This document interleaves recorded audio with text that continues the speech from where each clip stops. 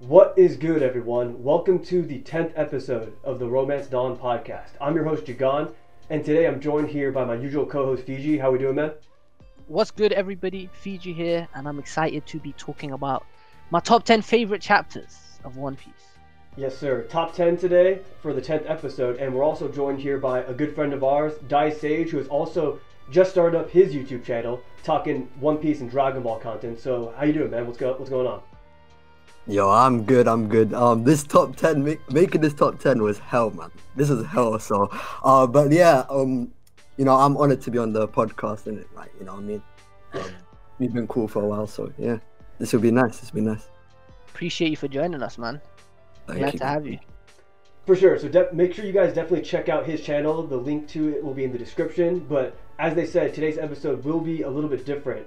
For the 10th episode of our podcast and One Piece being on break, we're going to do top 10 One Piece manga chapters of all time. And I know that's something that's very difficult to do with a manga that's as great as One Piece and as long as One Piece, but it definitely should make for some great conversation, and hopefully we get a good variety of answers. So you guys ready to dive straight into it? Yeah.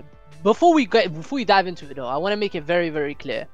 This is 10 chapters out of a series that has currently, at the time of recording this, 988 chapters. Yep.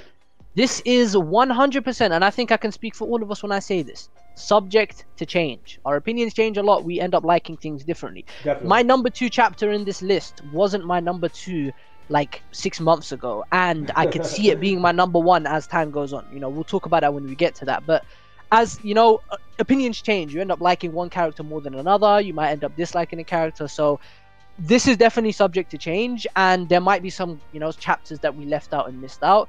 And also want to make it clear, we're not just making this a list of top 10 favorite moments. We're looking at the chapters as a whole, right? So there might be some chapters where it has a brilliant moment that hasn't made it, like that might be a top 10 moment in the series, but the rest of that chapter might not be up to par compared to the chapters that are on this list. I'm talking about like every page, start to finish, brilliant chapters. That's what this top 10 is about. So yeah, man, I'm just excited to start talking about it, and I do have an honorable mention. I don't know if you guys have any honorable mentions. I do not. Nah, go for it, man. I just wanted to say that doing a top 10, that's actually like 1% of the manga. It's pretty much 1% of the manga. That's what we're doing. Yeah. Oh. 1% of and One Piece is a massive fucking manga, bro. Yeah, like that's wild. it's like not just in amount of chapters, in amount of characters, stuff that's happened, plot lines. Exactly. Like there's so many different things to love. So I'm sure that we're gonna have some very different answers, but at the same time, I do expect it to be kind of similar because we have very similar tastes. But yeah, seeing as I'm the only one of the honorable mention, I guess I'll kick it off. Yep. Chapter 957, Ultimate. It never made my list, but it is an honorable mention because that is without a doubt one of the best chapters in the post-time skip, and the contents of that chapter are things that I have waited literally over a decade for. I've been a fan of One Piece for over a decade, so Yonko bounties, bro, that's something I've waited. Shanks's bounty. Insanity, man. It went viral. Shanks's On bounty. social media and everything. Yeah, I'd also say like when it comes to these chapters, it isn't just about the quality of the chapter, it's about what this chapter means to us. And this chapter was the first time I've been in the One Piece community and the chapter blew up. Everyone was talking about it non-stop. I couldn't sleep that night. I could not sleep that night when the chapter dropped. It was just non-stop discussion. It was insanity. That's the Brilliant one chapter I tried my hardest to basically avoid the spoilers for, because I didn't, I tried Yeah. I looked alright. Yeah, and that chapter just, it signifies everything we love about One Piece. It is information overload. It is lore about the Rocks Pirates. It's bounty reveals. Bounty reveals are some of the best things in the series, man. Like, they feel so earned. So when we finally got the Yonko bounties, it's like, yo, it feels like we're in the end game, man. We're getting Shanks, not only Big Mom, Kaido, and Shanks, but Whitebeard and Roger. Like, what? Like, that's just insanity. It's all in the same chapter, man. Like, yeah, I can definitely see why, it's an honorable mention on your list. If not, it's probably going to be might be on Minor Sages. We'll see. But yeah, it's a fantastic chapter. Jagan, shall I go or are you gonna go? Go ahead, Sage. Yeah, we might as well do a rotation though. We're going the same order, right? Okay, yeah. Every single time. Let's go. So so Sage, then Fiji, then me. I'll start this off. Okay. Alright, so my number 10 is chapter 333. That is Usopp versus Luffy. Okay. That is basically when Luffy beats Usopp, right? The chapter is called Captain, I think. I think it's Captain, right?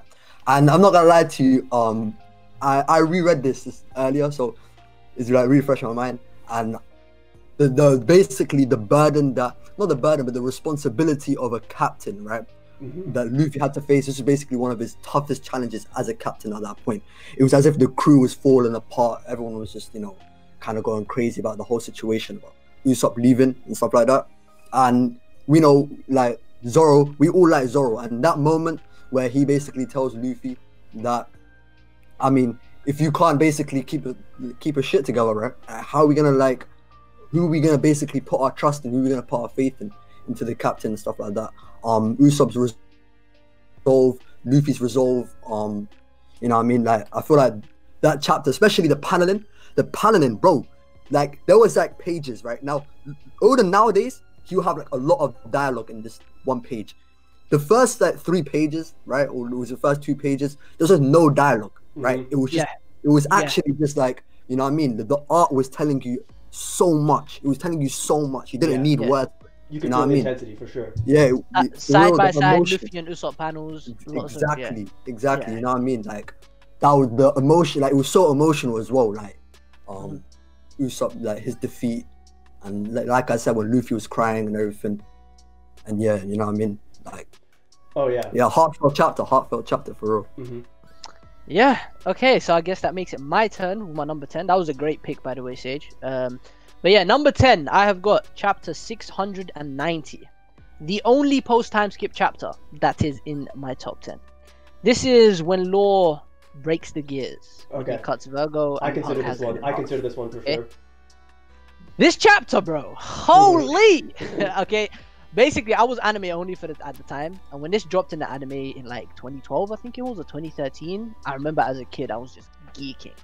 Like, this was crazy. Punk Hazard Law was something different. But the main reason why this is a top 10 chapter for me is because of its long-term significance. It's because of the fact that everything that's happening now in Wano, when Kaido's defeated, even Big Mom you can add to that, all of this was kicked off by one man. Like, a lot of people need to give credit to Law, man. He came up with this master plan. He's an absolute legend for this. For sure. Like the way he came up with everything, the fact that the speech to me is just so beautiful because of the way he says, you know, for the last 2 years, no one's been doing the thing. You know, you guys just got complacent. You got lazy. You know, new era got kicked off. Sure, Whitebeard's era came to an end, but what really happened? Was there any real change? No. I'm gonna make that change. And within a month, he already took out Joker with the help of Luffy, of course. Like, obviously, we know Luffy's at the centerpiece of a lot of the things that are happening, but Law was the trigger. He was he snapped his fingers and made it happen, right? He made the alliance and kicked everything off. So its long-term significance is one of the reasons why it's the greatest moments in One Piece for me, and the greatest chapter. From start to finish, it's just a brilliant chapter because it's mainly focused on that one scene, and that's pretty rare in like post-time skip One Piece, where an entire chapter is focused on a specific scene, unless it's like a very important scene at the climax of an arc. And this is one of those scenes, obviously. It's the climax of the arc. So it's all focused on this one scene. And, you know, at that point, everyone thought Virgo was about to beat the hell out of... Everyone thought Virgo was about to beat the hell out of Law because he was built up to be this monster. Like, Virgo was... Like, his Haki could not be penetrated, exactly. Like, he sunned Sanji. Like, he made a joke out of Sanji, and then he went on to fight Smoker, like, on equal grounds. But the thing is, Smoker was just trying to retrieve the heart the entire time, so he ended up beating the hell out of Smoker on top of that. And it was just like, and even this Dofi guy's on the powerful. Phone. Yeah, Dofi on the phone was bigging up his arm and Haki, saying that he wasn't going to be able to cut him and stuff. Yeah, for sure. And bro, it's just such an incredible scene because, especially in the manga, it's like back-to-back spreads. The spread of like the first spread is Virgo sliced in half, and you're already thinking, oh my god! Like, you're thinking, damn, he's already sliced in half like that.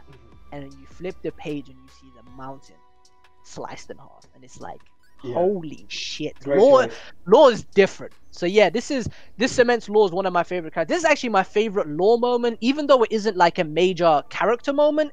It's like, it's the plot significance that makes it so brilliant to me. It's the fact that You know, people sleep on Law's significance, bro. Law's done a lot for post time skip One Piece and the Straw Hats. Right. He's done a lot for it. So yeah, that's my number 10 pick. Even Oda in the interview was surprised about how like important of a character Law became and stuff. So yeah, for sure. I mean, Law deserves that love. For sure. Definitely one of the best characters that the post time skip has given us. No doubt. 100%. Great choice. And my number 10 is probably something different. Maybe a little bit of nostalgic bias, but I actually got Romance Dawn Chapter 1. I think it's one of the best pilot chapters in all of manga that I've seen. Just a great nostalgic feeling, engages the reader perfectly with likable characters. It just does a really good job establishing some of the core themes of the series, like adventure with the Gold Roger scene, and of course with Inherited Will when Shanks passes on the hat to Luffy. And it just it encapsulates the diversity and danger of the world. You have some pirates that are very fun-loving characters, like introduced as fun-loving characters, but then you can see a serious side to them. And that serious side is needed to succeed in a very dangerous world. So I just think Romance Dawn deserves, at least to be an honorable mention, but I got it number 10. Yeah, I actually contemplated putting that in my top 10 as well. I'm not gonna lie. That's I'm surprised. I actually kind of forgot about that. That's my favorite pilot chapter in manga. I think it's such a good chapter to kick off the series. It does so much for the characters in particular, and like you said, the core themes of the story with Inherited Will, Nakama, you know what I'm saying, that kind of thing. Exactly. Does that brilliantly, bro. I love that chapter. So yeah, definitely respect that pick. Yeah. All right, Sage. So number 9 for you, bro. All right, cool. So my number 9 is chapter 502. Right, that's the incident of the Celestial Dragons. Yes, sir. Yeah. So yeah, Saint Charles when he got punched by Luffy. That's like one of the most satisfying punches like I've ever seen. And ever. Like not just in anime and manga, bro. Like that punch. That punch was so satisfying. And the thing is that like Saint Charles, like throughout the Sabaody arc, right? Yeah. Like he was detestable. You know what I mean? He was a despicable person. Even in that chapter, like his human slave, he was just kicking him about and stuff like that. Yeah. And the fact that basically, the Straw Hats, how their plan was to basically use their money to basically just buy Kami back, right? Yeah. And then Nami was even going to use the treasure that they got for the bark. And then when you have Saint Charles just saying 500 million, oh my god, man! You know what I mean? That was just like all of that, you know what I mean? Just gone down the drain. And then for Luffy just to come crashing in, right? He comes crashing in. Hachi tries to stop him because you know what I mean. At the beginning of the arc, they tell him that don't get involved. That's what you call a payoff. That is what you call a payoff. The entire arc, rising the stakes of what would happen if you do that. Exactly. The Zoro Celestial moment. You got lots of moments just coming together and just building up to it, and it's just it all comes down to that one sweet punch. Yeah. And not only that, like Hachi's redemption. Like even in this arc, we were slowly seeing like Hachi's redemption. He was saying like he was trying to pay back Nami like for the wrongdoings that he was doing and stuff like that. And he took that bullet, and I mean, like Hachi, I'm not gonna lie to you, that was the chapter where you could say like this guy was like that was a real nigga, you know what I mean? Like he was that guy. And then the last page, bro, that double spread of just punching. Yeah, and then he just goes, and then Luffy just goes, he just goes. I love that moment.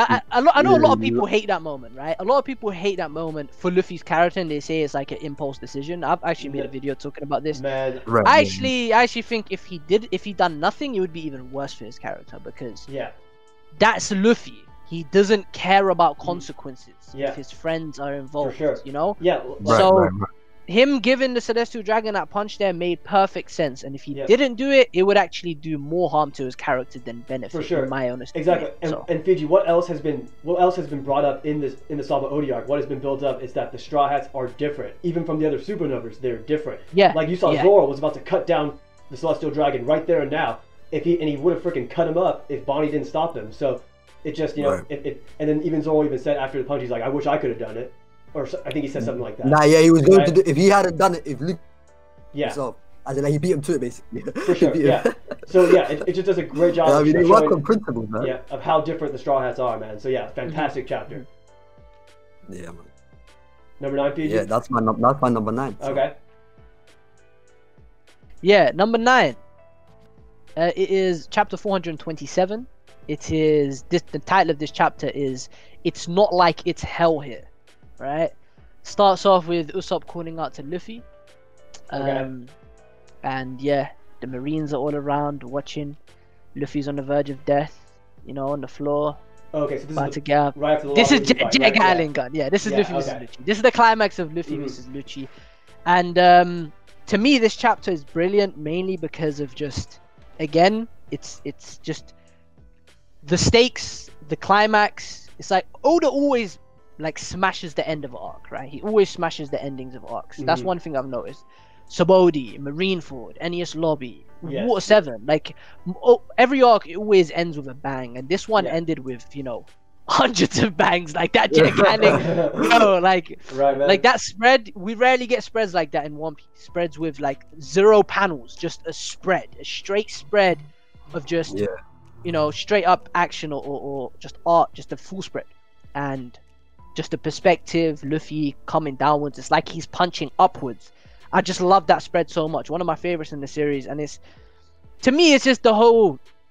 You'll notice, right? You'll notice on this list, right, that I actually have 3 chapters that relate to Luffy and Usopp, and I think that conflict was handled fucking wonderfully. And this is a good example of that, because the reason why Luffy was able to defeat Lucci was because of the friendship between him and Usopp. This is like this is an instance of what's it called? Power of friendship done right. Done right, yeah. Okay. Yeah, this is an instance of power of friendship done right. Like done wonderfully. For sure. Because you know that's been built up since the beginning of the Water 7 arc. So exactly. Yeah, this is power of friendship done right. And it's not like he got like boosted with crazy power. He just managed to pull out one more punch. He barely After that punch, he was gone. Yeah. He barely like, outlasted Lucci. The thing is, even when Luffy was like lying on the ground, he was still in his gear 2nd form. So it's like he still had energy. He just had, he needed a bit of a push. Yeah, will, you know, basically. like you know when you're on a treadmill and like you can feel your legs giving out, but you just keep going. That's basically where it was. Yeah, and can't go one more, basically. No doubt. One more set in the gym, basically. You know what I mean? Yeah, basically, and that's what I love. This is power of friendship done right. To me, is one thing I would call it. And yeah, I think as much as I love just the fight outside of the Usopp stuff, that is definitely the highlight for me. Like the fact that the Luffy and Usopp conflict came full circle and actually helped him get the win here. No doubt. Excellent payoff. Excellent payoff. Is Luffy versus Lucci your favorite fight? We'll talk about that. We'll get to that. Okay. My favorite fight, but yeah. It's not. But the other favorite fight is on this list, and it's funny because we just kind of spoke about it. Yeah. Okay, so my number 9 was Fiji's honorable mention, and that's Ultimate. I guess I'll just briefly talk some more about it real quick, not spend too much time on it, but it's literally everything we like about One Piece, man. Hype, lore, finding out information that we always wanted to know. You know, you have Akainu and Fujitora discussing the balance of power in the world with SSG. You know, this is the calm before the storm, before the warlord system is abolished. Yes, you have people freaking out over the Big Mom and Kaido alliance. You know, is Rock's back? Like everyone's literally freaking out about that. We learned more about Rox himself and the events of God Valley.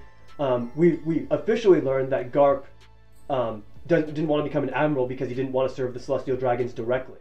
And I thought that was really cool to find out. And then it's also cool how it ties everything into Odin at the end.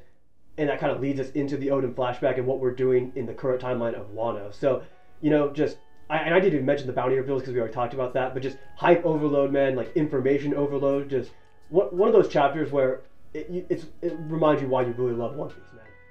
Yeah, 100%. Couldn't have said it better. Yeah.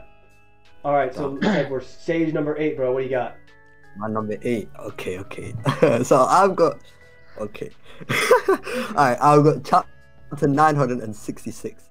That's Roger and Whitebeard, right? Okay. And oh my god, the thing is, when this chapter dropped, bro, like. Yeah, I was here for it. Oh my god, bro, that it felt like one of the best chapters, like weekly chapters I read. You know what I mean? Like I've ever read. You know what I mean? Because like that panel, that page, basically that spread of like Roger and Whitebeard clashing.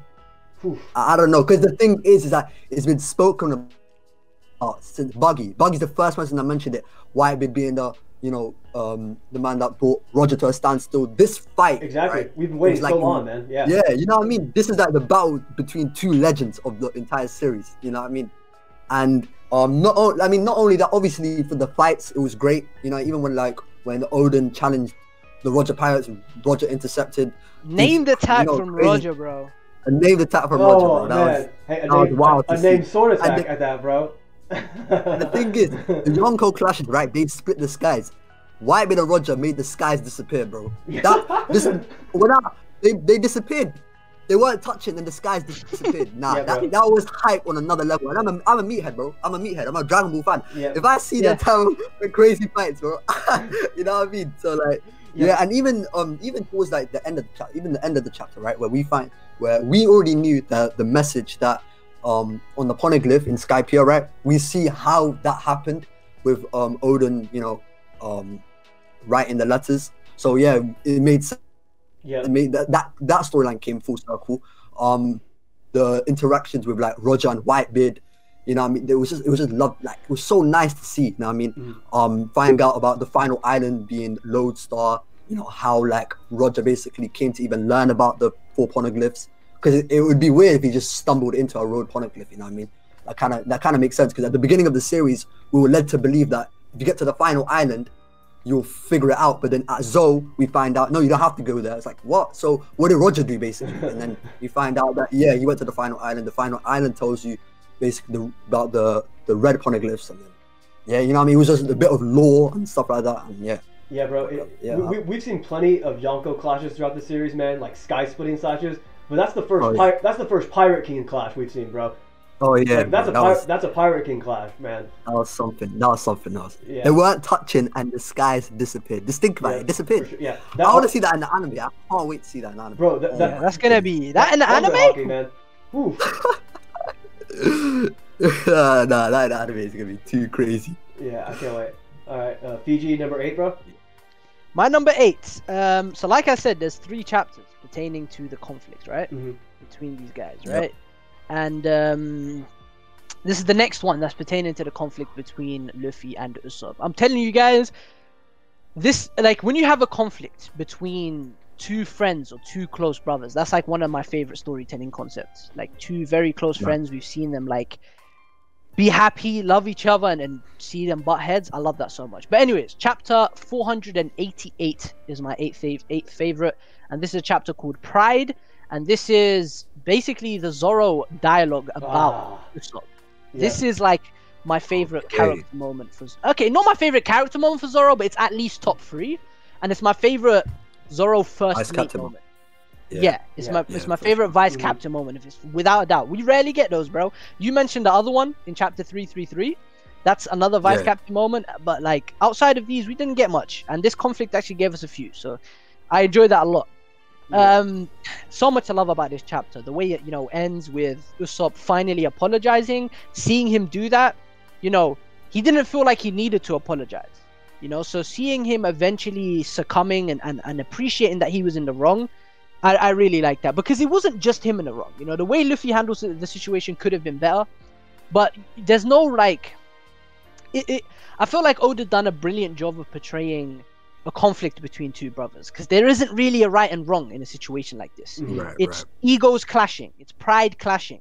The chapter title is Pride, you know what I'm saying? It's like I feel like Oda did a brilliant job with all of that, and the entire chapter had this tone, this mood, and it's like, damn, Usopp isn't leaving with us, because they're leaving now, and I actually think it would have been a cool concept if Usopp didn't leave with them and he had to go do his own thing and like reunited with them on Sabaody or something after Thriller Bark. That would have been kind of cool. That would have been kind of cool. But like I still like, I'm happy that he did reunited them and Luffy pulled his arm out and pulled him back in. I liked it.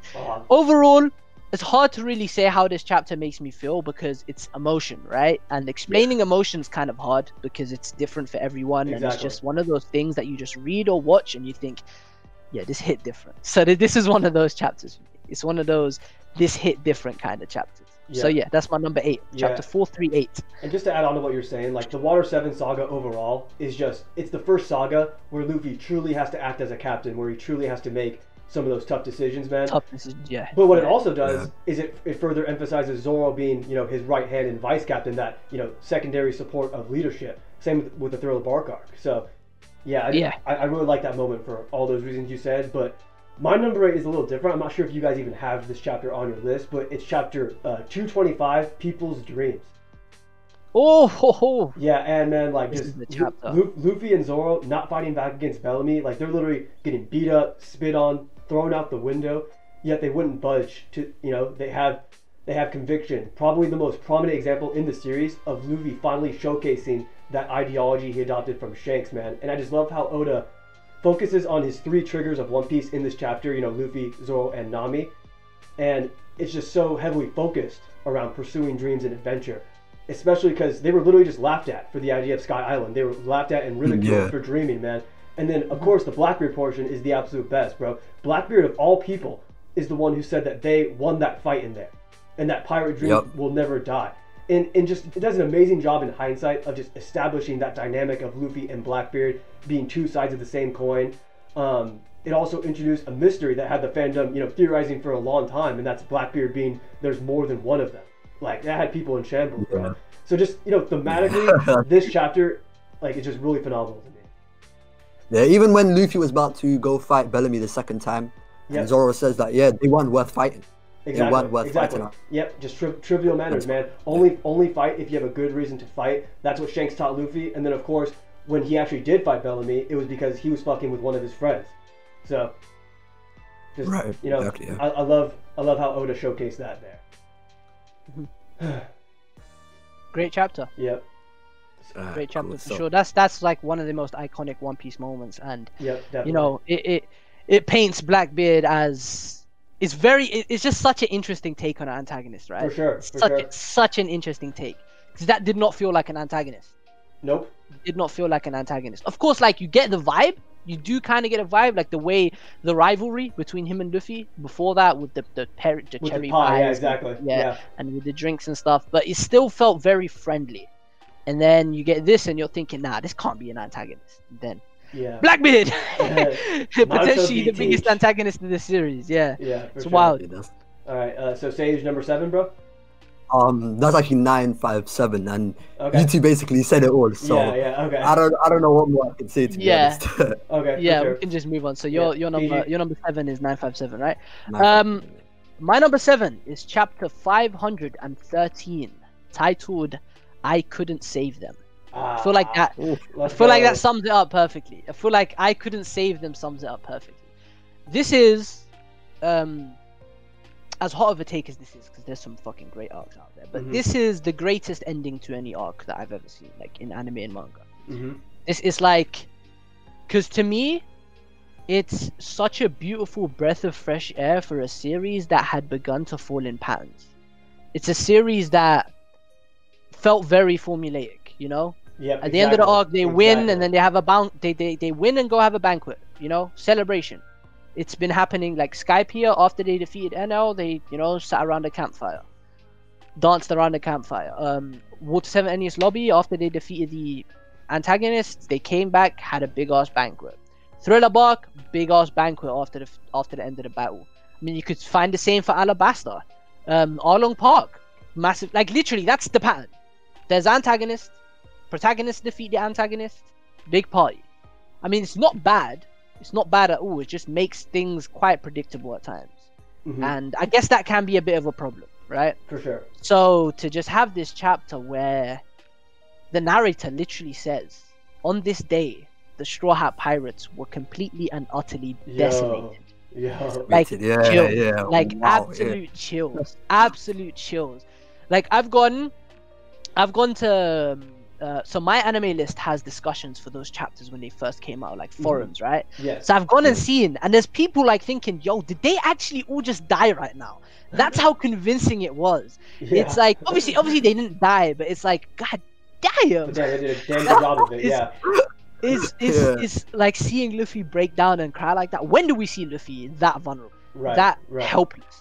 You don't see that much. You do not see that. He's like the shining ray of light in the series that's always smiling. So it's just such a beautiful take on an arc, and I was incredibly impressed. That's all I really got to say. Yeah, man, and like you said, it heavily deviates from the usual formulaic structure of One Piece, but what I also love about it is the fact that it's the climax of what has been built up in the latter half of the pre-time skip, and that's the fact that the Straw Hats they're simply not strong enough for the New World, man. It was just the biggest piece of humble pie that they could have possibly received, man. And they paid the price. They paid the price.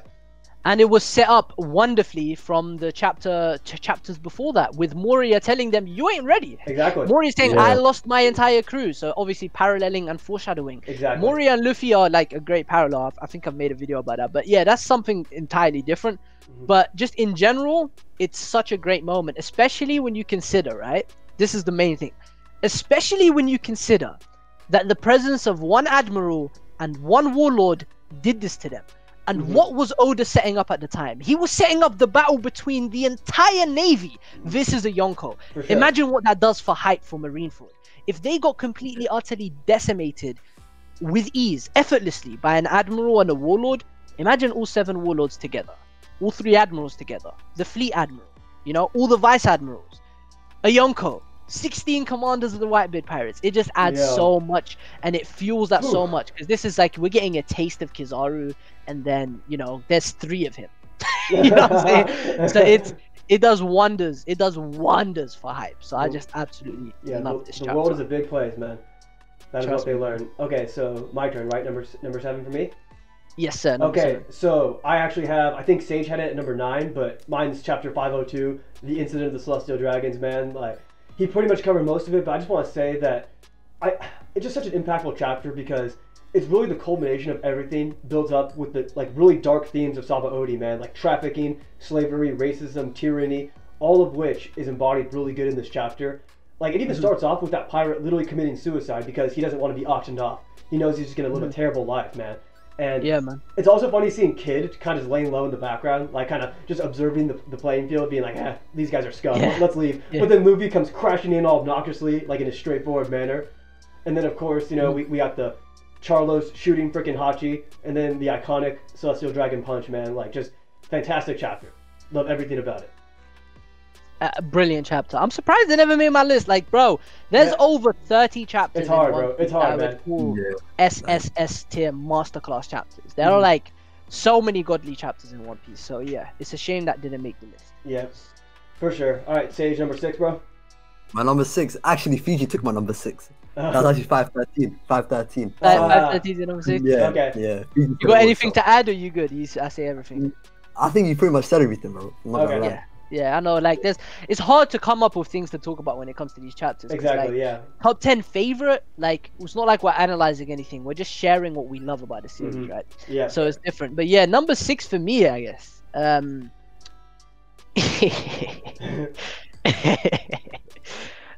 Boy, 2 words, man. 2 words. Nothing happened. Chapter 485. Let's go. Bro, this chapter is flipping titled Straw Hat Pirate Roro no wa Zoro. Bro, this chapter is just man. Like bro, there's so much to talk about, and I know all 3 of us fucking have this in our list. So like, you wanna wait? You wanna wait until we've all said it and let's wait on this one. Because we all have this on our list. Yeah, we do. We obviously all have this on. Come on, man. Someone who doesn't have this top 10, they're top 10. They're tripping. This chapter is brilliant from start to finish. Like literally from start to finish. I haven't seen a chapter that manages to be so well from start to finish. Like and the same thing as like I mentioned for the Luffy and Usopp fight. Even the beginning of this chapter, there's just no words. The first 2, no words, bro, no dialogue. I'm telling you, bro. Absolutely not. Everyone knocked out on the floor. The tone is being set. Kuma standing above them. He just done the Ursus shock. And then Zoro just comes in. That's the first thing said. That's the first thing said in that chapter. Oh, bro, he just comes in. We need to talk about this. Chill. Okay, we'll wait a little. Okay, so is that me for number 6? Yeah. Okay. Okay. So this chapter we might have to wait as well because you guys might have it, and mine is actually 574, the death of Porcus D. Ace. Number 6. You guys want to wait for this one?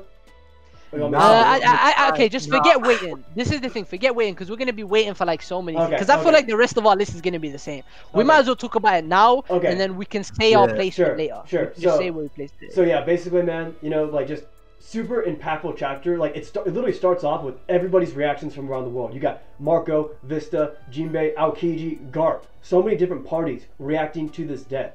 Even Sabaody has the freaking big screen like it's a fucking movie theater, like watching this shit. Man, you get like, you see Jinbei step in there and tank a hit from Akainu, like claiming he's willing to sacrifice himself for Luffy, man.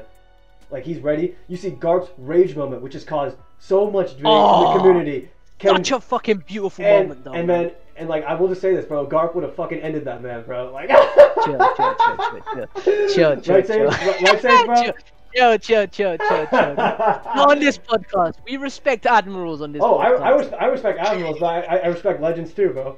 But anyway, See, this is the thing, though. This is the thing, right? I feel like this moment, a lot of people have let the power scaling get to their head. Exactly. I feel like this is one of the best moments, character moments overall, that Oda has it is. done. It is, yeah. Because it's the entire arc built up to this, and it's so contradictory. He's such a flawed character. I love it. I love it. It's so well done. Because it's like, he's crying. He's like, I'm not going to get involved. And then now he's trying to get involved. Now you want to get involved? Like, bro, you couldn't get involved earlier, but it's so good. And I sympathize with it. It's like, that's humanity. Yep. And Fiji, you say that, and it's like, Garp literally said, I'm the best gatekeeper, like, nobody's passing me. But then what happens when Luffy freaking steps up upon him, man? He lets Luffy pass him, bro. And even before Marineford, Garp was pissed because Sengoku's like, nope, you're not participating in this war. You're just gonna sit down and do nothing. And Garp was mad that he didn't allow him to fulfill his duty. But then, you know, that conflict, like you mentioned, bro, he's a flawed, emotional character, man. It's phenomenal. Great chapter. Nah, Marineford has too many good chapters. It has too many good chapters. I can't. The whole arc is pretty much good chapter after good chapter. Like, yeah, man. 30 weeks straight or some shit. This is actually like the saddest, probably one of the saddest moments in anime and manga for me. Yeah. Because of his final like monologue, I guess you could say. Just the entire way it's drawn, like it's just because there's so much shit going on around them, but it almost feels as if it's silent, right? Even the anime did a wonderful job with this. It's just Luffy and Ace that it's focusing on. In the background, sure, there's people fighting and killing each other, and it's just there's war in the background, but it's just them talking, and you know, it just builds up to the climax of Ace's character arc. It all came up to this, and it's such a bittersweet ending for him because you know, he finally found purpose to live whilst dying. Like he finally found what the meaning of his life was whilst dying. And how everyone valued his life so much, and he didn't think that. He never thought he would have that. So yeah. Well, he was demon, son of the devil. Yep. He said. Yep. And then that spread. Thank you for loving me. Whew. Man, that's a fucking tough. That's pain. And then we just get the little flashback panels of flipping like young Ace and Luffy, and it's just Ace on the floor, and then his name is Goldie Ace to end it off. Anyways, okay, yeah. Okay, so bro, I love this chapter. All right, so we got Sage number 5, bro. Number 5 is chapter 998. What? Declaration of War. 900. Did I say 398? 398. I was gonna say like. Okay, my bad. Yeah. So Declaration of War. You all know what happened at the end of that. I want to live, basically. Yeah, the I want to live moment. The thing is, it's not even just the I want to live moment, because it's okay, King, burn that flag. It's bring it on. The bring it on, bro. The beginning of the chapter where it's still Robin's flashback, and like monologuing her life, you know, going through the ages. Like some of these people that were Robin, they're dickheads. They're like, nah. She went through pain. Her backstory is crazy pain, bro. Like crazy. 79 billion berries. As a little girl, bro. At the age of like 9, 8. Yeah. Bro, this is the thing as well. It's so like thematically rich as well, because it's like Robin is telling them, no matter how far I go, the world is my enemy. The entire world wants me dead. That's how she feels. So the fact that Luffy says burn that flag and bring it on and declares war against the entire world, and that's what it takes for her to say she wants to live. It's like, come on, man. Odo snaps. Like, this is not differently. That's what I'm saying. Any story is my favorite arc in the series, and it's just what this chapter like is one of the reasons why. You know what I mean? And it has to be one of Luffy's best moments as well. What the hell? It's definitely like a top 3 moment for him. A character moment, especially. Mhm. Like the shading on that spread as well. Like in a One Piece fan, it's become a fandom. It's become a big meme that Oda's paneling sucks. But this is a spread that's like it's a spread that's, I wouldn't call it cluttered, but it has like 10 different panels on it. But it Right. still looks brilliant because of the Yes. way it's paneled. It Exactly. still looks so good. It's like bring it on. You can see the shading, perspective. Luffy looking upwards at them. Robin starting to tear up. The flag burning. It's just Yeah, 10 out of it's too good. 10 And out in of the anime as well, that's the thing, right? Some of these moments in the manga, right? In the anime, like it's It's done better, honestly. Some of the moments. It's like it's so quiet, and he's like, Yeah. okay, King. shoot Especially down." this chapter in the anime. Oh my god. Yeah, great episode.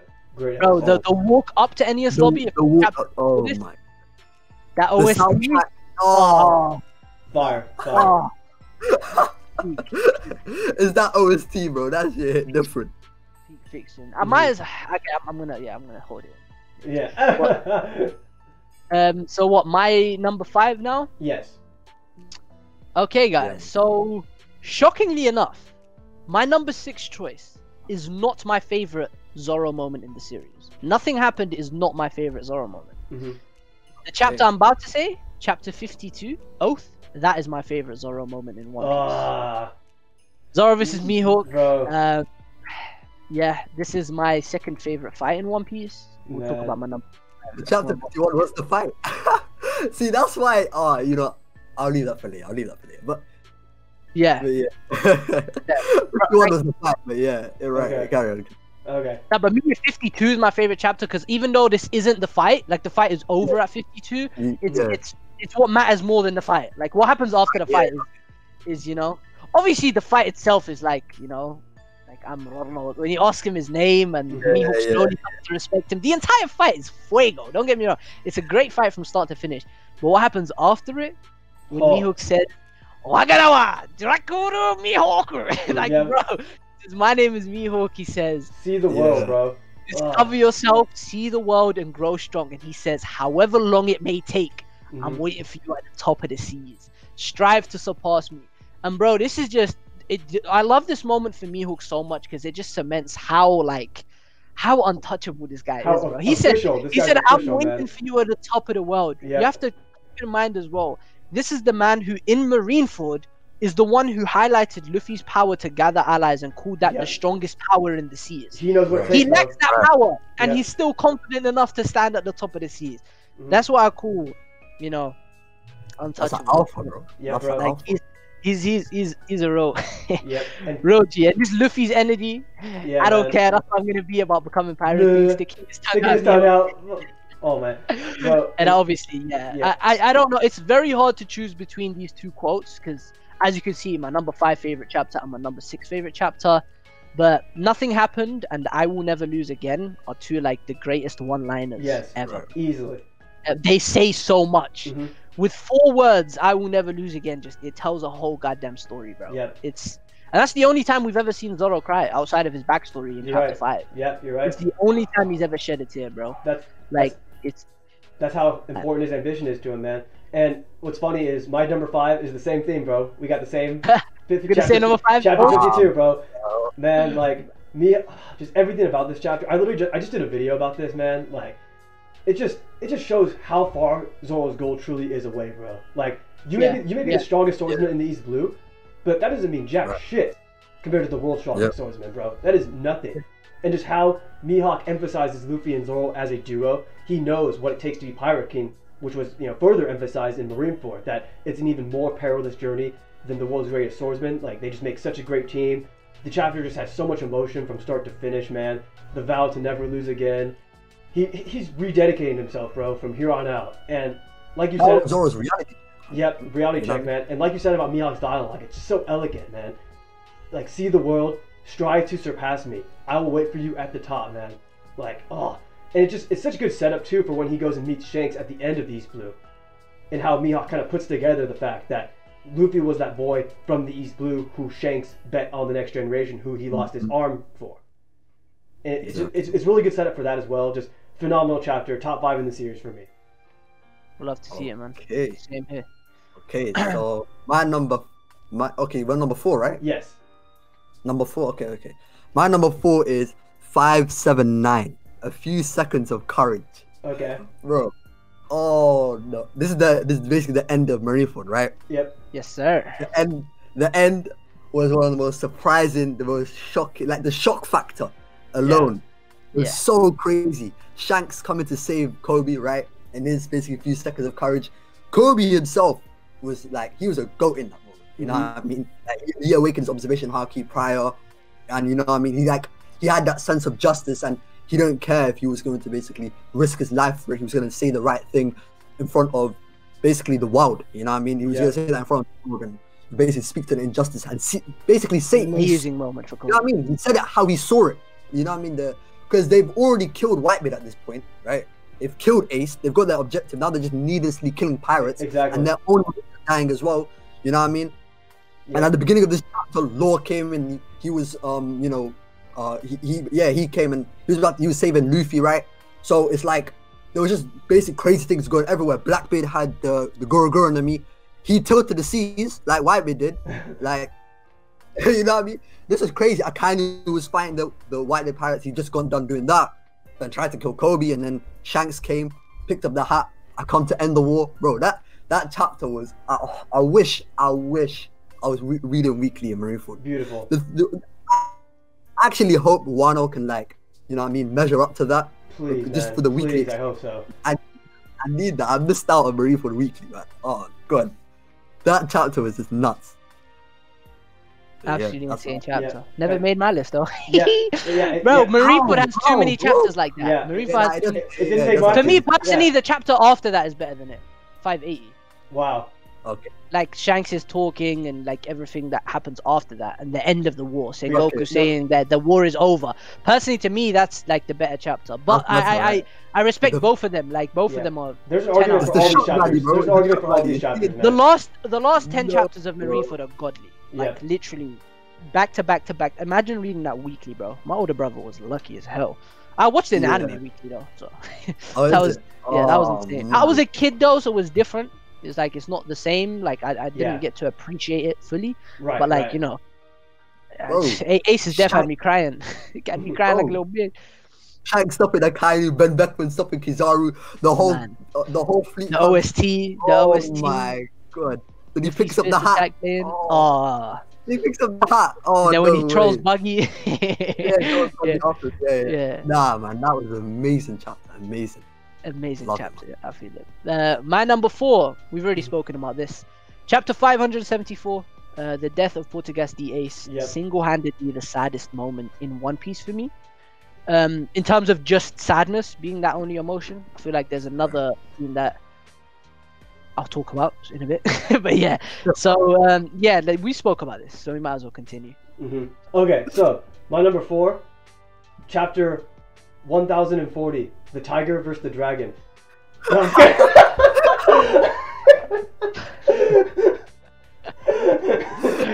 Oh shit! Further away than that, bro. It's gonna be like my bad. 1020 or 30, something like that. Nah. Okay. No way, bro. Okay, for real. Zoro killing Kaido. Yeah, my number 4 is actually, I think you had it like 7 Sage, 398, right. Declaration of War, man. Yeah.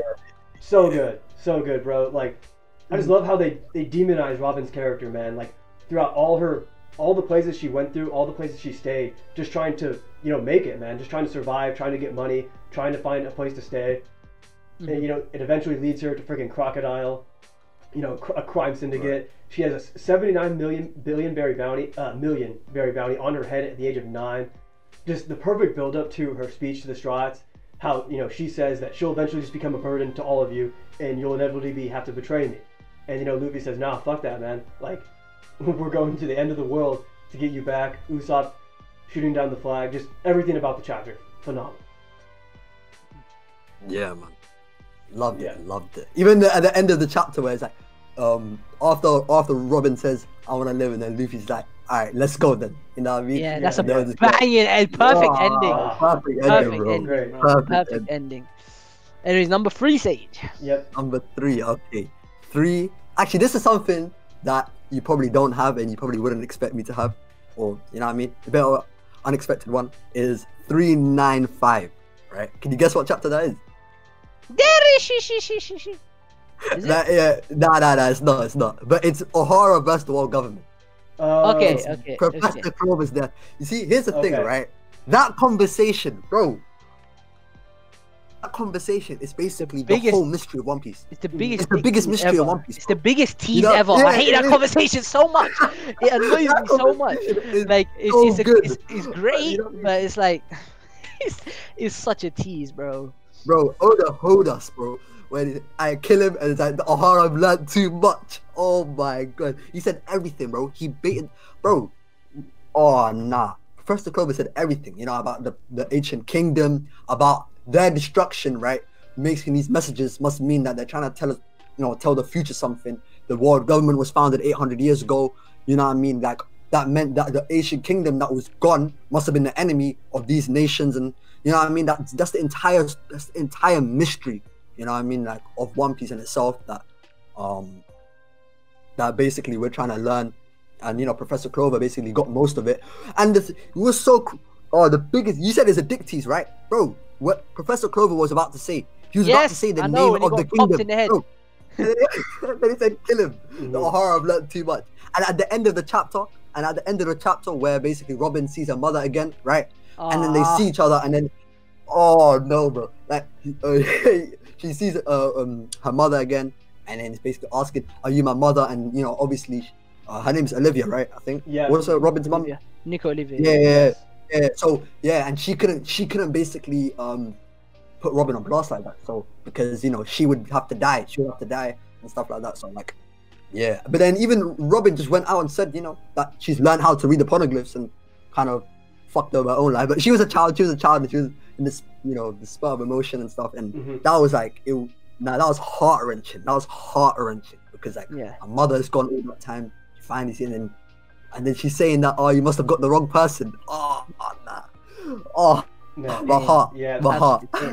Oh, there's so much pain, bro. There's so much pain. But yeah, I love that chapter. O'Hara best of all government. That's a really good pick. I actually didn't consider that one. I actually wasn't even thinking about it. That's phenomenal, man. Great chapter. Crossed my mind, but like, bro, like, there's just too much. Yeah, Too many chapters so like that in hard. One It's Piece. so hard, man. Like, bro, I might as well, like, because we're on the top 3 already, like, I might as well say Corazon's death chapter. That's one that never made mine, and that's fucking amazing. Yeah. Nolan's death, that's my favorite backstory in One Piece. Fisher Tiger's death, that chapter was absolutely brilliant. Yeah, tons Bro, to there's consider. so many, Tons to man. consider, bro. Okay, so looks like you're number 3, Fiji. Okay, my number 3. We already spoke about this one too. This was Sage's number 10. Chapter 333, Luffy versus Usopp. Okay. This is peak best fight in One Piece to me. Firstly, Okay. peak emotion in One Piece for me. Like, I don't know, as someone who has a lot of brothers, I can kind of relate. I can resonate with both of them in this chapter. You know, Right. like, seeing brothers or close friends get into a conflict and butt heads and argue and fight is one of the coolest like concepts in storytelling to me, and it was executed perfectly because of the way it served as a driving force for the entire narrative of the saga. It wasn't just in this arc. Like I said, there are 3 chapters pertaining to this conflict in this top 10, and all of them are such great chapters because of this conflict. So it's about something as trivial as a ship. Obviously it means a lot more than a ship to Usopp, and it's a lot more sentimental than that, but still, it's like, you know, it's a conflict that didn't need to happen, but it was so realistic. I just it just is brilliant. And to me, 333, Sage mentioned this, but out of everything, my favorite moment in this chapter is like towards the end where Luffy is like, it hurts. Like, it hurts. And then Zoro is like, that's the burden of a captain. Man. Like, Great I can't get through that anime episode. That fight is so good because even in the previous chapter when Nami's telling Luffy, you know, just talk it out would be good, and Luffy's saying that if it was something we could just talk over and it could blow over, then we would have done it already and it would have come to this. It wouldn't have come to this. You know what I mean? Exactly. So it was like, this was something like really big. Even more so than that, I absolutely love it from like a technical and fighting standpoint. Bro, Usopp went ham. Usopp actually went crazy in this fight. It's actually really impressive. Don't think of me as your other opponent. I know you, Luffy. I know how your rubber power works and stuff like that. He knew man. back Luffy to fight, bro. I think Usopp came like Bruce Wayne, bro. Bro, I was just about to say that, Sage. I was about to say that, bro. Yeah, Usopp with prep time attacks, like straight up. Yeah, bro. That impact that all, bro. Yo, great utilization from the previous arc. Like, I love it. It's heart-wrenching. It's heart-wrenching. Even like through Chopper. Chopper was crying tears. He was crying tears. Even in the previous chapter, right? Because obviously after the fight, he went to heal Usopp and stuff like that. Yeah, he just runs over even crying. He was already beaten. Usopp was already beaten up because of the Frankie house. True. Yeah, he got beaten up by them, right? Yeah, and then when Chopper comes back to the crew saying Usopp sent me away and saying that we're not crewmates anymore, and then you have that panel of Robin, what's it called? Chopper just crying tears. Yeah. Like, the thing is the fact that like Chopper is he's a child basically. He's a child. Yeah. The emotion just speaks louder basically. It's very. I like how he's utilized sometimes. I'm not gonna lie, because he's the child of the crew, right? So he gives you the most childish reaction, and it's cool to see these different perspectives. For sure. Nami has that, you know, I guess you could say younger sister reaction. Like, she has that kind of reaction. Sanji just has that, you know, laid back kind of reaction where he's just, you know, absorbing it. Like he is kind of like, sometimes he speaks up and gets bitchy, but like not always. Zoro just has that, you know, composed, very thoughtful kind of reaction, and just lets things happen unless it like crosses the line and he feels like he has to intervene. So I just like how the entire crew is utilized at times. Yeah. Okay, so my number 3, I guess we could dive into this one. It's freaking 485, man. Straw Hat Pirates, Roanoa Zoro, man. Are we ready? Nanimo Nakata!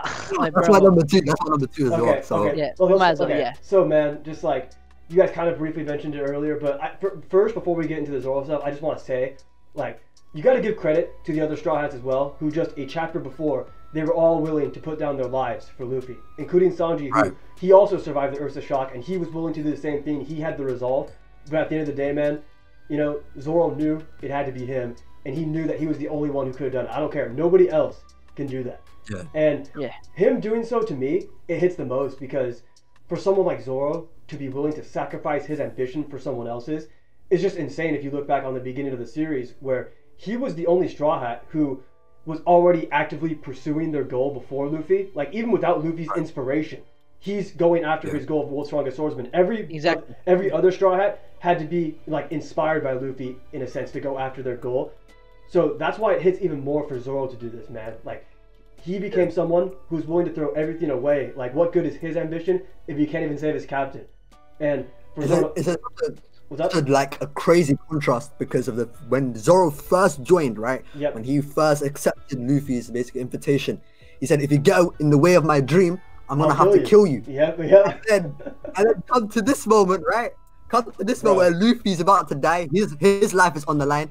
Zoro is throwing his ambition on the line as well. He's throwing that all away for Luffy. That's the crazy difference in the beginning of the series, where the brotherhood is real. Killed him. Like, Luffy got in the way of his ambition, but this time, because of the the adventure, the experiences, the partnership, the love that they have for each other, you know what I mean, the respect that they have for each other and stuff like that, Zoro was willing to like throw it all away. That was amazing, man. Amazing moment. Phenomenal chapter. Nothing happened. Top 3 moment to me, man. And even at the end where Kuma's just sitting there by himself and he's saying that, Dragon, yeah, oh, no way. That was crazy. See, it's just one of those little moments, bro. It's like that.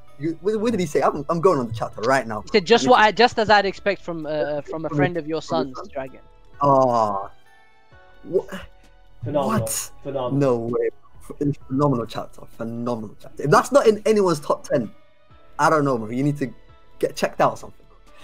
Yeah. I don't know, man. I don't know what to say. I actually don't know what to say. Man. The way he just tells him, have a taste. That taste. Yeah, the taste. That taste. Like, the anime did a great job, bro. Like. And even before then, he was already on the verge of death anyway. You know what I mean? Zoro was already dying. So it's like, exactly. It was a shock, and then the battle with Ryuma and Oz. Exactly. On top of that. Like, beyond the character moment, it's an insane feat of durability. Just straight up. Like, it's ridiculous. It's endurance. It's ridiculous. Nuts. Yeah. Nuts, yeah. It's nuts. Now think about it, because he took Luffy's pain, he went through Oz, he took the 100 shadows, you know what I mean? Like, Luffy basically accumulated so much pain. Right? Exactly. And even Zoro had his fair share of damage too. So to take that, take Luffy's damage when he was already on the verge of death, and he still survived it, that just speaks crazy volumes to his endurance. You know what I mean? So it's like, no doubt, man. Okay, so so that was your number 2, Sage. So Fiji, what's your number 2, bro? See, this is the thing. I know my number 2 is both of your number 1s. Okay, I know it. Okay. I know it, and I know, and my number 1 has already been said. Okay. So I feel like I feel like you should go and say your number 2, then Sounds we can good. all say our number 1 together. Okay. Yeah. And then my number 2 is actually something Sage said. I can't remember if you said it too, Fiji, but it's 513 Beyond Rescue. Yeah. Just Straw Hats said get it. Oh yeah, we both said Man, just Yeah. I get So phenomenal chapter. We don't really need to say much more. One of the best endings. Chapter 1, yes, the death of the greatest, Whitebeard. Yes, dude, let's go. I know we both have this as our number 1. Yeah. I know, Yeah. it's my number 2. It's my number 2. Okay. And I'll tell you guys my number 1 after. But yeah, I know Okay. me, you, and Sage all have this as the best chapter in One Piece. All right. So The great pirate Edward Newgate. So man, just like the first you get everyone's reaction to the Blackbeard pirates pulling up, and it's not just the Blackbeard pirates. They're literally emphasizing the impel down criminals have now joined his squad. Like some of the most heinous criminals in the world have now joined Blackbeard, who's like a master schemer. The entire arc is taking place because of Teach. This chapter is the culmination of everything that Blackbeard has planned, and words can't even do justice to just how goat Whitebeard is, bro. Telling all his commanders to step back. Bro, the artwork in this grabbing chapter the is art, fucking depict- crazy. the- The spread, The depiction the of spread where rawness, all bro. the Blackbeard pirates jump him, Mhm. stabbing Oh my him, God. shooting him, Top where they will one, jump man. him. That spread is just oof. a Whitebeard speech. Whitebeard Oh, speech. Whitebeard at the the end. speaks about entire- One Piece, bro. The entire dialogue. No, but Oof. for me, it's the Roger and Whitebeard flashback, right? Yes. You get that flashback, right? Mm-hmm. Like Roger is such a fucking goal without him barely having a character. Like, Yeah, it's just barely his saying anything. Very barely good. saying anything. He's a character that whenever he's on screen, he'll make me scream, bro. But anyway, Yeah. he just goes, "You're not him. The man Roger's waiting for is definitely not you." And then he gives his speech and everything. Yeah, that speech is crazy. One It Piece just, wa yeah, oh no, bro. Jitsuzai Tsuru. Bro, this I always rewatch this, bro. I know this shit. Yeah, like, that moment hard. was crazy. It's so Fucking like phenomenal. Whitebeard's my favorite. When I saw that, oh nah, man, because I don't know whether to be sad or happy. Because I know he was dying. Yeah, it's so hype. It's Yeah, so and he was hype. so It's hype at like the same a time. mix of emotions. Exactly. Like I would Exactly. like Ace's death is way sadder to me. Ace's Right. death Yeah, is way yeah, sadder. definitely, yeah. It's way Definitely sadder is. to me. Whitebeard's death had me Dude. like, this is the motherfucking goat. You know what I'm saying? It just has me Like, speechless, bro, bro. Just It's speechless. also but at the same time it's so sad and emotional because you get that Yeah, it panel is. and he's like It is. Yeah. like they ask him, then what you want? If you don't want treasure, then what do you want? And he goes, Kazuk, I want a family. Oh, and then he goes, family. I owe you everything, Yeah. my Oh. sons. Oh my God. And then the last Oh my- last spread. single-handed. Oh It's my actually God. I've said this I don't know. multiple times. This page is my favorite page in manga, without a doubt. In all Oh, manga, this one page. It's mainly because of the dialogue and because of like the Yeah. perspective, the way he's standing there, half the face, swords in Yeah. his chest, covered in blood, and then we just see the back, clean, not a single wound of a coward. Oh my God. No. Man. Just- Still cowardice wound, bro. Yeah, that chapter was nuts. Whitebeard, he's my favorite character. That's my favorite moment. Like, nah, bro. Whitebeard was just crazy. Nah. Even when, bro, how you go he out. was so damaged. And what he did to Blackbeard, he sunned him. He sunned Sunned the Blackbeard. fuck out of him. He sunned him completely. Yo, and You Sage, know what I mean? With the and- armor face and all that damage he took. Bro. And Sage, I love Hell. how in the anime they added Whitebeard. I don't think this was in the manga. Throwing the glaive up in the air and then catching it to stab him. Oh Yeah. yeah. Like I think the anime added that, and it just made it even more epic, bro. Just phenomenal scene. Yeah, he was top spinning one it. He was speech, spinning top it, one and then chapter. he cut him. Yeah. Woo. And then he Oh. quakes his head into the ground. Yes, bro. Yeah. Oh man. Bro, the anime gave him gear second. Yeah, give him just yeah, he went crazy. Yeah, anime gave him gear second. Absolute monster. The anime went crazy. They made him low different kind of. We all know Yeah. that didn't happen. Oh, it did happen. Why It are you did not happen. dying? Oh man, dude. Man, nah, this arc is actually Marineford has too many good chapters. It has too many good chapters. Yeah. I actually don't know what to say. It has too many good chapters. We literally could, we could Yeah. we could have made this a top 10 We've Marineford reached the end. chapters and it would have been just as entertaining. Yeah. Like straight up, you could have. All right, Fiji. So you're number one, bro. Yeah, it's a chapter we already discussed. Chapter Okay. 398, Declaration of War. Okay. Yeah, we've spoken Yeah. about it enough, I'd say. I Okay. feel like this is just more of a personal thing to me. I know I just said my favorite page in manga is Right. like the Whitebeard moment, but in terms of like as a full chapter from start to finish, Start to finish, that's Yes, too good. so good. it's just so good. 398. It's just, for me, like I said earlier, that whole thing about how the entire arc has been building up, and the flashback has built up the entire world to be to be Robin's, enemy, Yep. and the person that is just making her want to die. She'd rather choose death than to live in a world where the entire world is against her. And then Luffy's just like, I totally get who Robin's enemy is, and he's like, Sogeking, ban that flag. And that to me, the entire chapter, I wouldn't say that's my favorite moment because there's too many to pick from in this chapter. There's that, then there's, Bring It On, a couple spreads later, I Want to Live, and then Luffy at the end saying, let's go. There's, the stuff of Crocodile in the flashback. Bro, it's just such a stacked chapter. From start to finish, I've never had such an exhilarating read where I just so invested. Can't stop reading kind of chapter. I reread it a lot, bro. This is without a doubt my favorite chapter in One Piece. But I'm not gonna lie to you guys. Lately, that Whitebeard chapter has been creeping up on it. Yeah, It's been creeping up on it because my love for Whitebeard has grown tremendously. He went from being like to the bottom side of the top 10, and now he's my third favorite character in One Piece. Oh hell yeah, bro. Yeah. Yo, bro, my number you got two. places to go, bro. So White, bro, he is the greatest. He's never gonna beat Luffy for you. He's probably not gonna beat Zoro either. The top two stamped. I'm pretty sure top two ain't gonna Yeah, change. that's fine. Yeah, that's fine. Well, yeah. the only thing that's gonna change Fiji is Zoro's gonna be number one after Wano. I doubt it, bro. I doubt it, man. Nah, man. Luffy beat him, Big Fiji, Mouth. when That's your- gonna be fire. when your agenda is confirmed, something that you're known for on the internet, you're gonna be thinking that, man.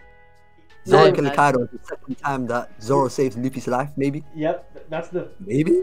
Paralleling through the Damn. bug? I don't know, man. Bro, We'll see. Man, so We'll see. So you're telling me Zoro's gonna have 3 top 10 chapters when Wano's over? Oh man. Oh, I think so. I definitely think so. Imagine thinking those aren't the top 2 Straw Hats when their moments are just so much more, like, I'm not even trying to hate, it's just that their moments are just so much more impactful, like, by far to me. Yeah, they're clearly Like, they're clear, like, man. of course, One Piece is a story with a protagonist, but if there ever was a deuteragonist, it would be Zoro. He's the Yeah. closest thing to a secondary MC. His ambition is the second most important to Oda. So he has to Definitely. he has to be considered that deuteragonist, Luffy- even though they're Luffy, Zoro, and Nami, yeah. Yeah. Luffy, Zoro, and Nami. Right. They're the 3 core triggers of One Piece. They're Yeah. the 3 main characters, I'd say. Yeah. Then I'd say after that, it's Sanji and Usopp. And then after that, Yeah. another tier below them in terms of significance is the rest. Like Exactly. Yeah. Robin, For Frank, sure. and Love. For sure. Yeah, like Usopp and Sanji make up the 5 main characters, but then there's like the 3 main characters on top of that. So Yeah, yeah. yeah. Exactly, man.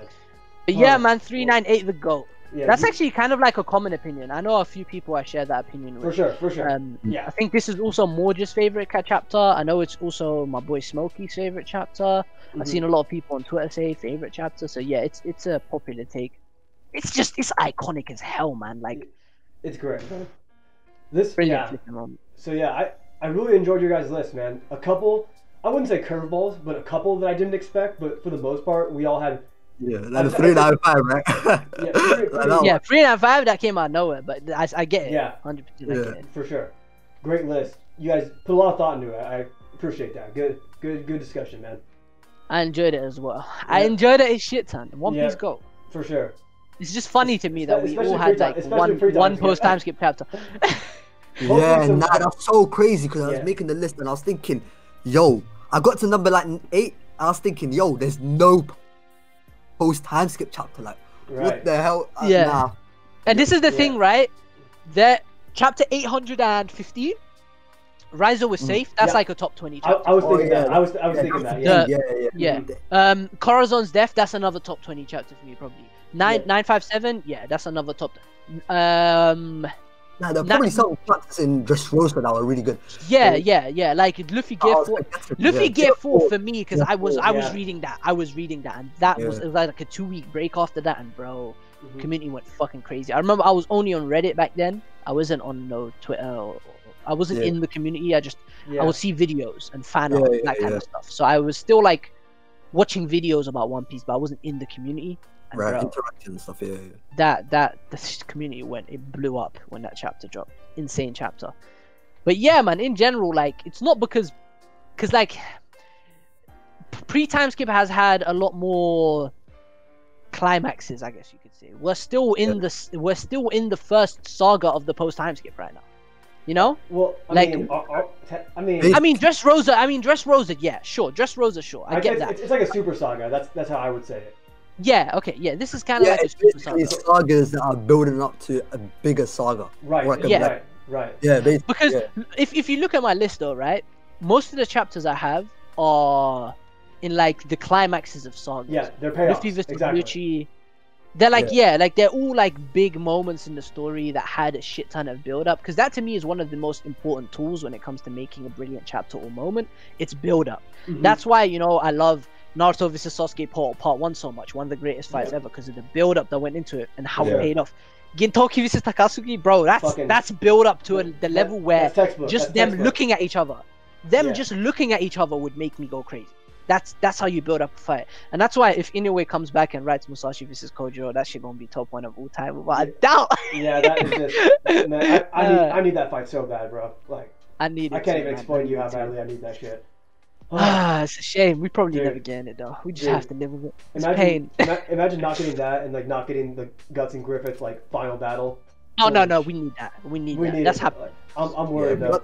nothing happens. I I'm trust. worried. I That's a trust. tragedy. That's actually a tragedy. I trust. you know? I trust Mura with that one. I Yeah. trust Mura. With that Am- one. But am it's gonna take 15 years probably. Yeah, I definitely trust him, but it's gonna take a while. Yeah. Yeah, I'm actually being serious too. I actually think it might go up to like 15 years. Yeah. Like it's deadass. Like definitely like possible. Mura isn't that old, and like No. he looks like the type that would retire like 65 Like or just- 70. The like Japanese, 55 right they're workaholics, man. They'll work till Yeah, bro. they'll work Like till they die. how old is Luffy's voice actor? She's pretty old. Yeah, I think so. She's she's old as hell. She's probably Yeah. in her 50s or 60s, maybe. I don't No, know. I think she's older than that. Oh, okay, she's 65. She's 65. Okay. Yeah, and she's still got the passion for it. So man, like I commend them, bro. Yeah, it's Yeah. just with the thing with mangaka is like it Tough hurts your industry. back, it messes you up. Yes. But with Yeah. Mura's schedule, it shouldn't be that bad for his health. But Yeah. the thing is, he spends so much time working. He's just such a does. perfectionist. So Yeah, it's like, right. it's And probably- with the Duranki help too, like let's hope that like really helps everything. With, Yeah. like the release schedule and stuff. But yeah, man, great discussion, guys. Great answers. Mhm. Okay, so I think that's gonna do it for episode 10 of the Romance Dawn podcast, the top 10 One Piece chapter special. Sage, really appreciate you pulling up, bro. Thank you for having me, man. Yeah, and It's make it's sure an you- honor, Thank man. you for Make joining sure, us. make sure you guys check out his channel. The link will be in the description. He actually just dropped a video on Zoro and Enma. I think taming Enma with Conqueror Haki, correct? Yeah, the secret to Zoro taming Enma. Okay, so you'll definitely want to check that out. That's my theory, yeah. Okay, I've been your host Jagan, and we'll see you guys next week. Peace.